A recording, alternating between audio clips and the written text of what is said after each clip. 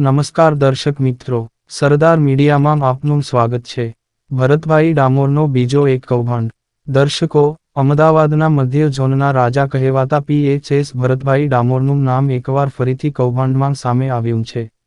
અમદાવાદના 3 દરવાજા પાસે ભદ્રકાળી માતાના મંદિરની આસપાસની સાફ સફાઈના નામે કરોડો રૂપિયાનું કૌભાંડ થઈ રહ્યું છે. મંજૂરી મુજબ 24 કલાક સાફ સફાઈ થવી જોઈએ, પરંતુ હકીકતમાં 8 કલાકનું કામ પણ નથી થતું. 24 કલાકના કામના ખોટા બિલો પાસ કરીને કરોડો રૂપિયાનું ગાબલું પાડવામાં આવી રહ્યું છે. મધ્ય ઝોનના રેફ્યુજના સફાઈ કામદારો પાસે કામ કરાવીને બિલો અન્ય સંસ્થાઓના નામે પાસ કરવામાં આવે છે. રામદેવ એન્ટરપ્રાઇઝ, રામદેવ ફાઉન્ડેશન જેવી અલગ અલગ સંસ્થાઓના નામે મંજૂરી લઈને આ કૌભાંડ આચરવામાં આવી રહ્યું છે. આ કૌભાંડ પાછળ કોણ છે? આ પ્રશ્ન ખૂબ જ ગંભીર છે. ભરતભાઈ ડામોર એકલા આટલું મોટું કૌભાંડ કરી શકે નહીં. આ પાછળ કોઈ મોટા અધિકારીઓનો હાથ હોવાની શંકા છે. વિજિલન્સ તપાસ કરીને આ સમગ્ર મામલે પડદો ફાડવો જરૂરી છે. શા માટે ભરતભાઈ ડામોર પર કાર્યવાહી થતી નથી?